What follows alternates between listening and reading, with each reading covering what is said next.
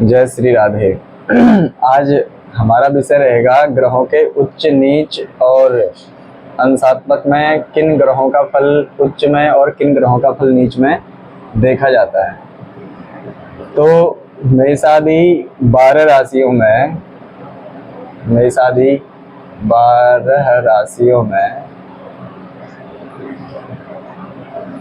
कुछ ग्रह उच्च और कुछ ग्रह नीच होते हैं।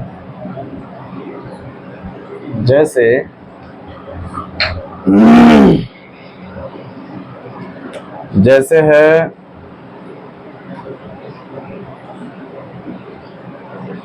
30 अंश बराबर एक राशि। 30 अंश बराबर एक राशि। अब कोई ग्रह इस 30 अंश में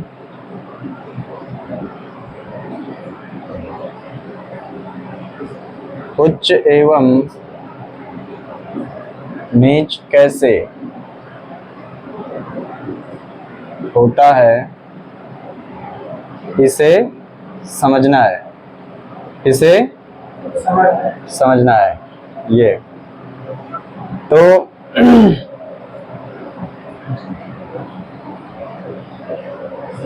अब सूर्य इसका उच्च और इसी का फिर नीच। सूर्य का उच्च और सूर्य का नीच। ऐसे हमारे ग्रह कितने होते हैं? 9 ग्रह। 1 2 3 4 5 6 7 8 और 9 ग्रह होते हैं।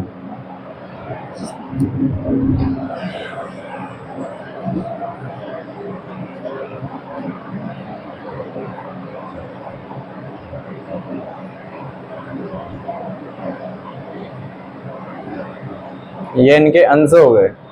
ये इनके क्या हो गए? अंश हो गए।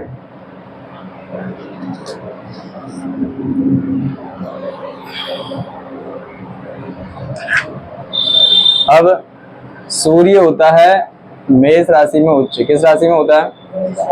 तो जो जिस राशि में उच्च होता है इससे सप्तम राशि में क्या हो जाएगा? वो नीच हो जाएगा। तो मेष से 7वीं राशि क्या होती है?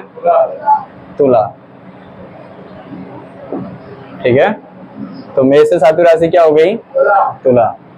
तो अब ये कितने अंश में उच्च या नीच होता है? 10 अंश। कितने अंश? एक राशि कितने अंश की थी? 30। तो 10 अंश तक उच्च होता है और 10 अंश तक ही नीच होता है। चंद्र किस राशि में उच्च होता है? वृष राशि का। और नीच वृश्चिक में हो जाता है। अंश कितने हैं? 3। अगला है मंगल। मंगल किस में उच्च है? मकर राशि में मंगल उच्च होता है। और इससे 7वीं राशि कौन सी होगी? कर्क राशि। कर्क राशि में मंगल नीच। अंश कितने होंगे? 28 अंश।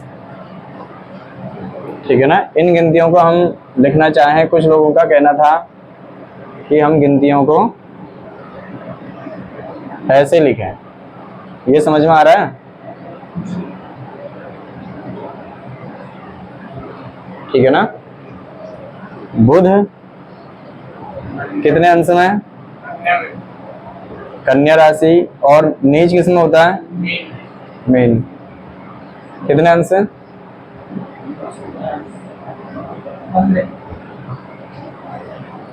5वें नंबर में गुरु किस राशि में उच्च होते हैं? कर्क राशि में। और नीच किस में होते हैं? मकर में। कितने अंश हैं? 5 अंश। इसको यहीं तक समझेंगे और आगे लिखते हैं। हमने लिखा था सूर्य मेष राशि में उच्च होता है। किस में होता है? और नीच किस में होता है? अंश कितने हैं? 10। इसको याद करने का तरीका है, हम 7वें नंबर पे लिख देते हैं शनि। क्या लिख दिया? जिस राशि पर सूर्य नीच होता है, नीचस्थ रहता है, उसी राशि पर शनि क्या हो जाता है? उच्च हो जाता है। और अपने से सातों में क्या हो जाएगा?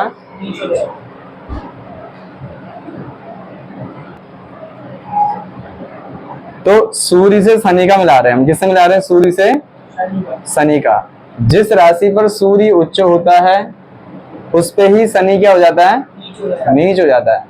तो मेष, तुला, तुला और मेष, ये समझाना चाह रहा था। चंद्रमा केवल वृष राशि पर उच्च होता है और वृश्चिक पर नीच होता है। जैसे सूर्य और शनि की मैचिंग होती है आपस में, एक को समझने से हम दोनों समझ सकते हैं, ऐसे ही मंगल को समझने से हम गुरु को समझ सकते हैं। मंगल किस राशि में उच्च है और नीच किसमें है? जिसमें मंगल उच्च है उसमें गुरु नीच हो जाता है। जैसे सूर्य और शनि, ऐसे ही मंगल और गुरु। जिस राशि में मंगल उच्च है उसमें गुरु मकर में नीच हो जाता है, और मंगल कर्क में क्या होता है? नीचस्थ होता है, और कर्क में ही उच्च कौन होता है? गुरु। तो मंगल और गुरु का आपस में ये कम्युनिकेशन मैच है। अगला बुध, हमने जो छठा छोड़ा था, यहाँ पर क्या आ जाएगा? शुक्र। हम इसको इस तरह से समझना चाह रहे हैं। तो बुध में, बुध स्वराशि, उसकी कन्या का स्वामी भी कौन होता है? बुध। और इस कन्या में ही बुध क्या होते हैं? उच्च होते हैं। कन्या राशि में क्या होते हैं? बुध उच्च के होते हैं। और मीन राशि में क्या हो जाते हैं? नीच के हो जाते हैं। जिस मीन राशि में बुध नीच होते हैं वही मीन राशि में उच्च कौन हो जाते हैं? शुक्र। और इसी के सातवीं राशि कौन सी होती है? कन्या। ऐसे लिख देंगे कन्या। ठीक है, अब समझ में आ गया सातों का? ये था मेरा मिलाने का। तो अगर गुरु उच्च होते हैं कर्क में, चाहे मकर में होते हैं नीच, अंश कितने होते हैं? 5। बुध के कितने हैं? मंगल के कितने हैं? 28, 27 नहीं है। और चंद्रमा के कितने हैं? और सूर्य के, ऐसे ही शुक्र के होते हैं 27 अंश। कितने अंश? और शनि उच्च या नीच होता है कितने अंशों में? 20 अंश में। कितने अंश में? 20 अंश। अब आते हैं राहु और केतु। तो कुछ ग्रंथों ने राहु और केतु को वृष और वृश्चिक में माना है, कुछ ग्रंथों ने मिथुन और धनु में माना है। तो हम तो अपने सिद्धांत से निकाल लगा, जैसा ग्रंथों में लिखा गया उसी तरह से समझ सकते हैं। कोई पूरी राशि में समझता है और कुछ इसके अंश में जानते हैं। तो राशि है इसकी उच्च, अभी जो वर्तमान में जो ग्रंथों में लिखी गई है वो लिखी गई है मिथुन राशि। कौन सी राशि है? मिथुन राशि में राहु क्या हो जाता है? इससे सातवीं राशि क्या होती है? धनु। और वही धनु में कौन उच्च हो जाता है? केतु। और इसी के सातवीं क्या होती है? मिथुन। ये एक दूसरे के विपरीत हैं। ऐसे हम इनको याद करने का एक साधन या एक ट्रिक मान सकते हैं। इनके अंश लिख देते हैं हम 15 और 15। इस तरह से हम किसी भी ग्रहों के उच्च और नीच को समझ सकते हैं। अब किसने बोला ये 10 अंश हैं, ये 3 अंश है, 28 है, ये 15 है, और ये 5 और ये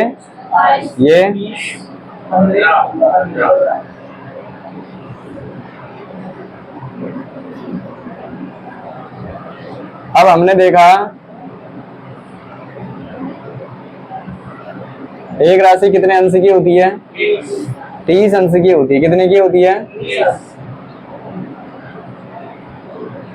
यहां से 0 अगर हम प्रारंभ करते हैं तो एक राशि जब पूरी 30 अंश की होगी तो हम यहाँ पर 0 को यहाँ से प्रारंभ करेंगे, यहाँ से, और इसका समाप्त कहाँ हो जाएगा? यहाँ पर हो जाएगा। जब एक गोला यानी एक राशि जब पूरी 30 अंश की होगी तो इसका आधा कितना होगा? 15 अंश होगा ना। 15 का भी आधा कितना होता है? 7.5। ऐसे लिख सकते हैं, यानी 7 अंश 30 कला, 7 अंश 30 कला। तो ये 0 से ये 15, इसका आधा 7.5। तो हम इसी 15 में 7.5 और जोड़ देंगे तो यहाँ पर कितना लिखेंगे? इसमें लिख देंगे 22.5 अंश, ये आ गया। ऐसे भी लिख सकते हैं 22 अंश और 30 कला, ऐसे लिख सकते हैं। अब माना जाए ये जो राशि है हमारी, इसको समझने के लिए बाकी तो समझ गए हैं कि कौन कितने अंश पे है। अब समझते हैं इसके प्रभाव। क्या समझते हैं? तो सबसे पहले देखेंगे सूर्य। क्या देखेंगे? सूर्य का काम होता है सबसे पहले फलित में जो इसका विचार किया जाता है वो विचार किया जाता है आत्मबल के लिए। किसके लिए किया जाता है? आत्मबल। इसके अलावा पिता, सरकारी नौकरी या फिर सरकारी क्षेत्र। इसके अलावा नेत्रों का भी विचार किससे किया जाता है? हड्डी आदि का भी विचार किससे किया जाता है?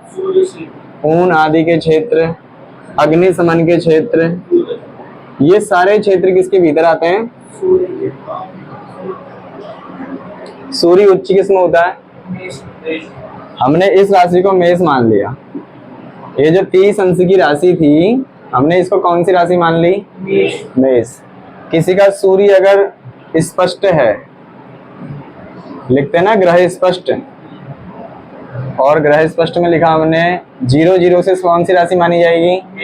मेष। और मेष राशि के हमने लिख दिए 7 अंश, 25 कला और 35 विकला। तो ये कौन सी राशि का सूर्य स्पष्ट हो गया? मेष राशि का। अंश कितने हैं? 7। और यहाँ कितने तक उच्च है? राशि कौन सी है? मेष। तो अब हम देखेंगे कि जिस सूर्य का यानी कि 0 से लेकर 7.5, यहाँ मानेंगे हम 8.5 और ये मानेंगे 9.5 और ये पॉइंट को 10 मान लिया। हमने एक उदाहरण मान लिया कि सूर्य यहाँ तक यानी 10 अंश तक क्या हो जाता है? उच्च हो जाता है। पूरा गोला कितने अंश का है? 30। इसमें से केवल 10 अंश तक सूर्य क्या रहता है? उच्च। और 10 ही अंश में क्या हो जाता है? वो नीच हो जाता है। और नीच होने के लिए उसके पास राशि कौन सी होती है उस समय? तुला। और उच्च होने के लिए मेष। समझ में आ रहा है इतना? तो किसी कुंडली में अगर ग्रह स्पष्ट है यहाँ पर तो बता देंगे सूर्य उच्च का है। कितने अंश है? 7। तो 7 अंश 25 कला लगभग यहाँ पर सूर्य स्पष्ट हो जाएगा। उसके क्या हो जाएगा? ये सूर्य आ गया। तो मेष राशि के उच्च के दायरे में आ गया। क्या आ गया? उच्च के दायरे में आने से सूर्य का अब इस कुंडली के भीतर किसी जातक की कुंडली उच्च की हो और उसका सूर्य 1 लिखा हो, क्या लिखा हो? 1, और सूर्य लिखा हो इसमें, तो अब समझ जाएंगे हम सूर्य क्या है इसमें? उच्च का। अंश कितने आ गए? 10 अंश के भीतर। और 10th भाव से क्या प्रभाव देखा जाता है? पिता, नौकरी, अन्य जो भी ये सब क्षेत्र हैं यहाँ से हम देख सकते हैं। तो ऐसे बालकों पर सूर्य का क्या प्रभाव रहेगा अब बता सकते हो? जो ये लिख रखे हैं ये सारे प्रभाव रहेंगे उसमें। वो सबसे पहले आत्मबल क्या होगा उसका? यही सूर्य अगर लग्न में होता तो सबसे प्रथम भाव से क्या देखते हैं? शरीर। तो यहाँ तो शरीर, आत्मबल, तेजस्वी, ओजस्वी सारी चीजें दिखेंगी। 10th भाव में होने से 10th भाव से क्या देखते हैं? नौकरी, कर्म, पिता। तो सूर्य उच्च होने से सारी चीजें सकारात्मक सूर्य देगा। ठीक, ये हो गया, ये अच्छा देगा। किसी का प्रश्न आ गया कि 0 से 10 अंश तक तो सूर्य अपना अच्छा प्रभाव देगा, लेकिन 11 से लेकर फिर 30 तक कैसा देगा? कुछ लोगों के प्रश्न होते हैं कि सूर्य का अच्छा प्रभाव 0 से लेकर के 10 अंश तक तो अच्छा है, अगर माना जाए ये अंश ये नहीं है, ये अंश हो गया अब 17, तो अब इसका क्या प्रभाव होगा? ये भी कोई प्रश्न कर सकता है। तो अब यहाँ जो फलित था 0 से लेकर 10 तक वो रहेगा उत्कृष्ट यानी श्रेष्ठ, अच्छा। और बाकी 11 से लेकर सूर्य अगर होगा 30 तक तो वो फल देगा सामान्य। कैसा फल देगा? यानी उस उच्च से थोड़ा सा कम, लेकिन देगा अच्छा। देगा उच्च का ही अच्छा देगा। और यही स्थिति यदि यहाँ पर लिख दी हमने नीच की, नीचस्थ सूर्य लिख दिया, किस राशि में नीच होता है? तुला में। और वो कितने अंश? यही मान लो 7 अंश। अब जो चीजें प्लस सकारात्मक की थी, जब सूर्य नीच हो जाएगा तो वो चीजें सब किस में प्रभावित हो जाएंगी? विपरीत, प्रतिकूल, नकारात्मक, ये सारे प्रभाव फिर देना प्रारंभ करेगा। आत्मबल कम पिता की ओर से, सरकारी क्षेत्रों में रुकावट, इन सब चीजों के लिए हम ग्रहों के उच्च नीच को समझ पा रहे हैं? तो इन सब चीजों के लिए हमको ग्रहों के उच्च नीच याद करने जरूरी होता है। राधे, समझ पा रहे हो? तो इन चीजों को फलित देखने के लिए हमको उच्च नीच याद करने जरूरी होते हैं। दसम भाव का पता, प्रथम भाव ये है, यहाँ से 2, 3 से हम दसम भाव ये ले सकते हैं। इसके लिए निर्णय सागर पेज नंबर 138 पढ़ लेना और याद कर लेना। ठीक है राधे, सब पता लग जाएगा। जैसे हम अभी सूर्य का समझे थे, अब ऐसे ही हम अन्य ग्रह भी समझ सकते हैं। आज के लिए इतना ही।